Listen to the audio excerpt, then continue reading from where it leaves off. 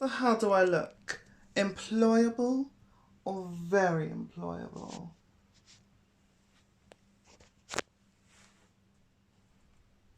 Hello everyone! My name is Jocelyn, you may call me Joy, and in this video I'm going to have big fan energy because it's quite hot in here. I'm endorsing this union today, which is very fitting because in this video I'm going to be continuing on the theme of DEI. I'm going to revisit that topic since the last video got so many interesting comments, negative comments shall we say, from idiots who would probably have benefited from doing the DEI course that I did. So I'm going to explain in my own terms and using case studies the principles of DEI. So, DEI, what does it mean? I didn't think I would actually have to explain that in my previous video because it's a term that gets thrown around so often. I'm pretty sure, or at least I was pretty sure, that everyone was familiar with hearing it and what it meant, but not everyone is. So I want to run through that quickly. DEI stands for diversity, equity and equality, and inclusion. This essentially boils down to accepting people's differences, making accommodations based on the needs of individuals, and preventing or removing unacceptable behaviours such as bullying, discrimination, and harassment. It is not about hiring someone from a minority just to fill some quota, whether or not they are qualified and or capable of performing the job. And this is a noticeably widespread misconception. For example, let's talk about the use of gender-neutral language. This is something that I have talked about at length on this channel already, but briefly, let's go over why it's used to include everyone, to be respectful of everyone, even if you don't believe or agree with 72 genders, it's still very useful to have terms that apply to both men and women, which make up the majority of any workforce, and also eliminate exclusion. But of course, I specifically do want to eliminate the exclusion of non-binary people and other people who are outside of the gender binary. Usage of gender-neutral language is not about policing other people's words. Orwellian Nightmare 1984, dystopia, nightmare, it's such a restricts the First Amendment, the freedom of speech. There are, of course, people out there who misrepresent the usage of gender-neutral language to push their own agenda.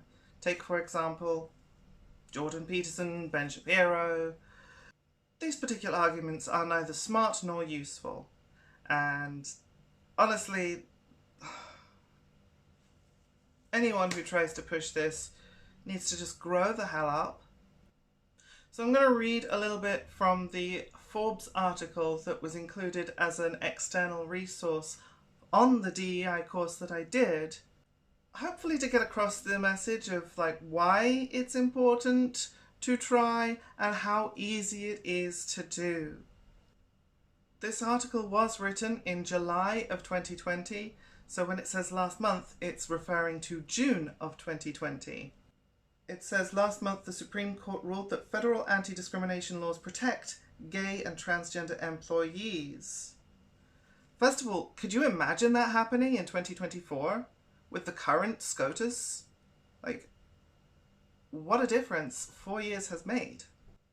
Last October, in an effort to be more gender inclusive, Air Canada altered their scripted greetings, welcoming everyone instead of ladies and gentlemen. The airline stated that the move was to ensure all passengers and employees felt respected.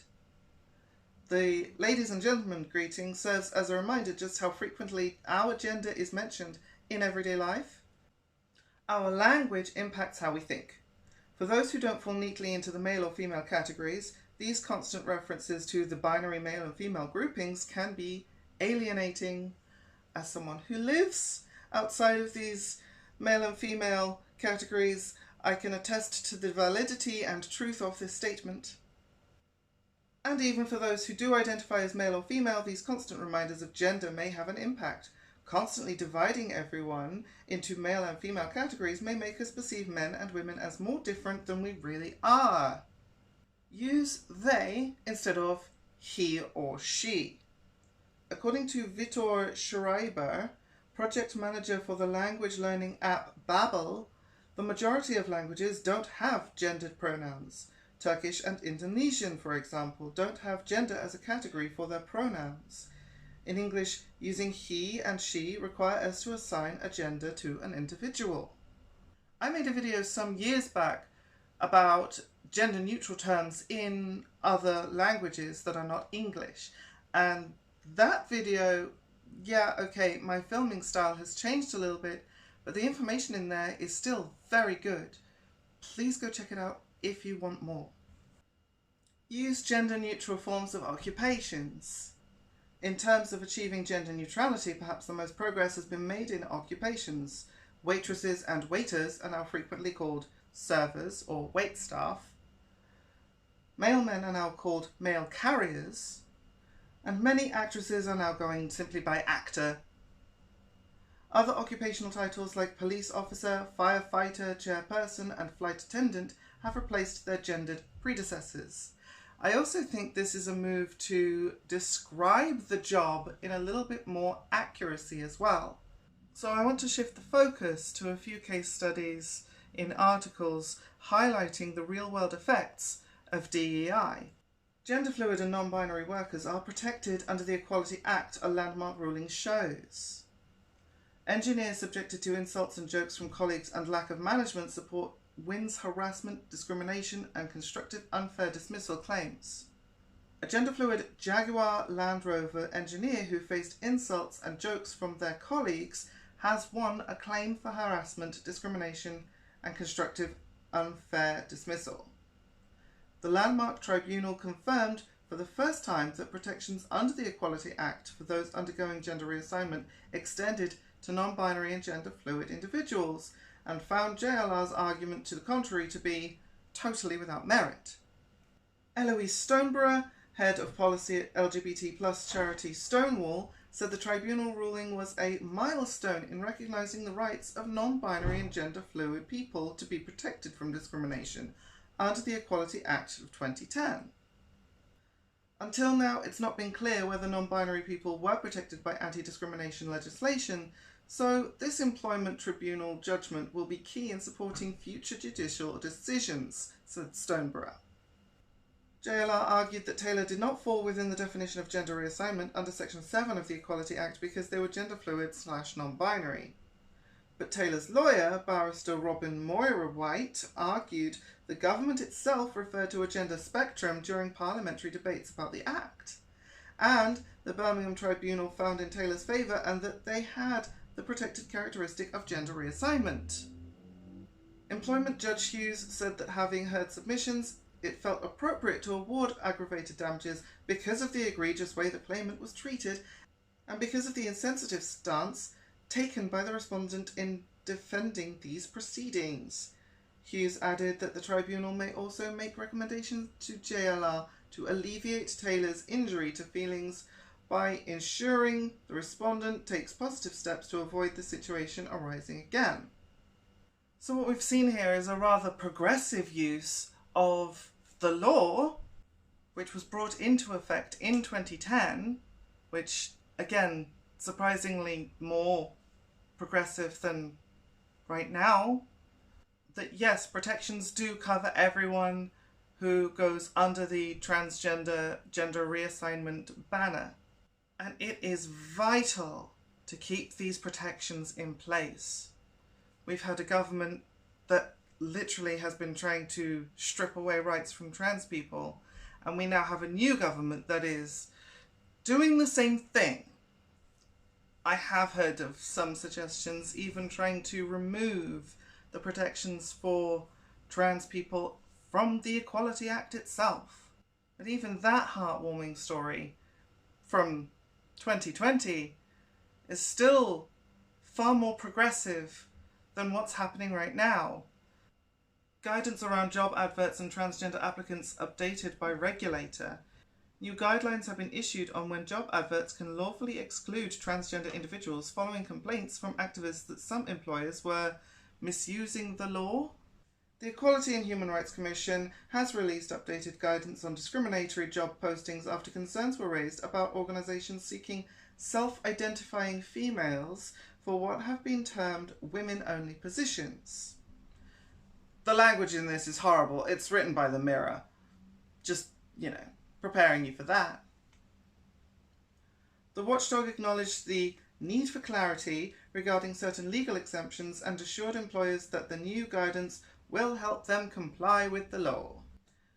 Fair Play for Women, a campaign group advocating for the rights and women's for girls in the UK. I'm sorry, no. That's not what they are. This is bad journalism. What they are is a TERF group who, as you will see, just use any excuse they can find to try and label trans women as men. Hailed the update as a step in the right direction. Well, of course they would. They're TERFs. Yet pointed out that a loophole still exists. On X, previously known as Twitter, the group stated that the updated guidance makes clear men who self-identify as women are not female and should not be recruited as such. They continued, this makes it fairer on the women who apply and the people who rely on a woman being in that role for reasons of privacy, dignity and safety. However, this new guidance also says men who change their legal status to female by obtaining a GRC can be recruited into a female role. This highlights the absurdity of a law that expects a woman to waive her need for privacy or safety simply because a man gets a certificate. Okay, stop right there for a moment. Let's just analyse that. Again, garbage journalism. Trans women are not fucking men. How many times have I got to say, trans women are not men. Trans women are not men. This is not a thought-terminating cliche mantra. This is a social role that is adopted by people who, whether they were born male, female, intersex, whatever, this is how someone genuinely is, existing in the world, interacting with other people as a woman. Exactly what reasons of privacy, dignity and safety might be in question for this TERF group, I don't know. It doesn't say. How unsafe is a cis woman when interacting with a trans woman? The answer is not any more or less unsafe than interacting with any other woman. However, the Commission clarified that there are circumstances where it is objectively justified, and this can include those who have obtained a GRC, to exclude transgender individuals, including those with a GRC. It was made clear that under the Equality Act of 2010, transgender women without a GRC do not legally qualify as women. GRCs were a lot rarer back in 2010 when that particular act was first enacted, and it doesn't take into account people who are still going through the transition process. But again, as I've stated, a trans woman who uses the women's facilities because she is a woman and has transitioned and has a GRC and looks like a woman and interacts with everybody as a woman and is assumed to be a woman and everything, what breach of privacy and dignity is happening there? Fair Play for Women said Prime Minister Sir Keir Starmer must take seriously calls to clarify that sex means biological sex in the Equality Act, which sex does mean sex biologically in the Equality Act, but the Equality Act still currently includes protections for transgender individuals as well. In its election manifesto, Labour pledged to modernise, simplify and reform the intrusive and outdated gender recognition law to a new process, while also stating pride in the Equality Act and the rights and protections it affords women. The party added, "We will continue to support the implementation of its single-sex exceptions," which basically means that Labour are going to ignore trans people's existence and try and shove us down and not see us for who we really are. Because somehow recognising people's actual genders is outdated or unsimple in some way. And this is what makes me feel very not gung-ho about the new Labour government or its gender-based policies anyway, especially when it concerns Keir Starmer, who has already been in the job for about 3 weeks now and is already screwing it up monumentally. I have to keep telling myself, it's not just him. There are other MPs in that party who are not shitheads. Not to push my self-importance or anything, but I'm very close with someone who has hugged Angela Rayner. And if you think I'm being a little bit hyperbolic when I say that the Equality Act is in danger of being reformed to the point where it doesn't protect trans people anymore, well, here's another story, a more recent story again from 2024, about what happens when DEI is not respected. Gender critical council worker sacked after protest over pronouns on email signature. Again, this is an article from the Tory Graph, so bear with some of the language. A gender critical council worker was sacked after protesting the use of pronouns on his email signature. James Orwin was angered when Caroline Lacey, the East Riding of Yorkshire Council Chief Executive, invited employees to consider adding pronouns to your email signature, should you wish to do so. In protest, the IT project officer changed his email footer to XY chromosome guy / adult human male rather than just he, him. I have to give a little bit of credit here because XY chromosome guy is somewhat catchy. I mean, it's bigoted as all hell, but I don't hate it as much as I should just because it flows in a kind of rhythmic way. Mr. Orwin said he believed remaining silent when morals and principles are under threat facilitates the steady creep of evil. Evil? What evil? Come on now. Not only is this trolling, it's bad behaviour and it is bullying. He claimed the council was not promoting equality but implementing a political position it had no mandate to adopt, and that the use of pronouns was a political gesture designed to intimidate anyone who does not embrace the contested ideology of gender identity. I hate this so much. I hate this so much. This man is an idiot. Gender ideology is not a thing. Inviting people to put pronouns in their emails along with their names, it was just a suggestion that he could have ignored completely and everything would have been fine. He could have kept his job, but no, he had to go and be a dick about it. It doesn't give you license to be a discriminatory douchebag. And of course it is hilarious to me that someone finds issue with a council taking a political position. That's what they do. Mr. Orwin said he thought the only way to challenge the policy, which, why do you need to challenge the policy? Again, it was optional, was to adopt deliberately provocative pronouns. Well, yes, that was definitely a mission achieved. He was suspended and eventually sacked after repeatedly refusing to remove his protest pronouns after bosses warned that they posed a serious risk to the transgender community and the council's reputation.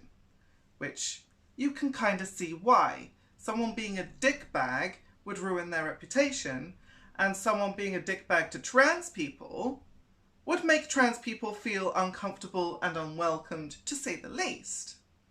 Mr. Allwyn sued the council at an employment tribunal for religion or belief discrimination and unfair dismissal. He lost his case, with Ian Miller, the employment judge, concluding that he had not been discriminated against by being told to change his pronouns. The tribunal did, however, accept that his gender-critical beliefs amounted to a protected philosophical belief. Mr. Miller said the real reason that he decided to add XY chromosome guy/adult human male was in protest. He said that the use of the footer was bound to challenge the agenda of those who are implementing it. His email footers were seeking to make a point that mocked and derided the suggestion that people could identify as their own gender regardless of their physiology. The footer was designed to provoke, and we think, given his acceptance of possible offence, was designed to offend. The judge said the implementation of the policy was poorly thought through and badly executed. I don't think so at all. But added, however, this does not detract from our conclusion that the purpose and intention of the policy was to comply with the council's public sector equality duty. Given Mr. Allwyn's refusal to change the footer, the judge concluded that the council had been left with no choice but to dismiss him. Dismissing his claims of discrimination, he said none of the treatment he experienced was because of his beliefs or expression of beliefs. The treatment, all arising from his refusal to remove the email signature, was because he used a provocative email sign-off that was not acceptable to the council. His claim of unfair dismissal was also dismissed, as it was well within the band of reasonable responses of a reasonable employer. Obviously, it's unprofessional to be bigoted at work. But this man, this Allwyn, this martyr to his philosophical beliefs, his actions do not trump the safety and well-being of others. Your right to swing your fist ends at the tip of my nose. But what it did was show me that at least DEI was stepping in when A, the invitation to include pronouns was offered, and B, the bad behaviour was called out and eventually the perpetrator was fired for not changing or removing the offending terms. Great, good, we like that. However, this case does remind me a lot of the Maya Forstater case, which by now I'm pretty sure all my audience has heard of. But to recap, she was not fired. She was denied a contract renewal on the basis of transphobic comments that she had made at work. She was also using this philosophical belief defense. And philosophical beliefs are protected by the Equality Act. Now, what I don't want to see in the future, the thing that I am concerned most about, is that the philosophical beliefs part of the Equality Act will try and trump the gender diversity and transgender identity part of the Equality Act. Neither of these things should, in fact, trump the other. However, when conflict like this arises and one party is clearly sensing to offend or attack, harass, victimize another, then that is crossing the line of acceptable behaviour. So this is what DEI does in practice. It protects people from victimization, harassment, discrimination. It deals with people who do cross the line of unacceptable behaviour. It promotes the understanding and well-being of people who are marginalised.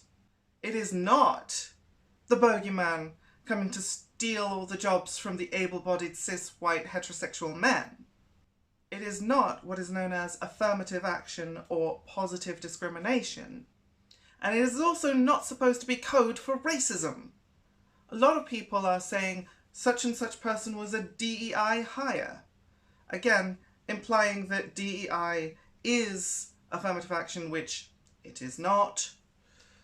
And when some people, let's say for the sake of example, Tim Pool, recently used DEI hire as a way to be somehow cautious, wary, or even scared of black pilots, what he's doing there is saying that he thinks that DEI means hiring black people who are not qualified. This is not the case. Those pilots would have been hired because they can do the job. There is no point in hiring pilots who cannot fly a plane. And it is not discrimination to turn someone away who is not fully capable of performing that job. And Tim Pool's, I'm going to go ahead and guess that it was a deliberate misunderstanding of DEI, although I am not inside his head, I cannot be sure. But his misappropriation of the term DEI was just racist. So anyway, that's all from me for this video. I've been talking for nearly an hour. I've got to edit all this down somehow. Cool. So anyway, I'll see you in the next one. Non-binary is valid, goddammit. DEI is valid also.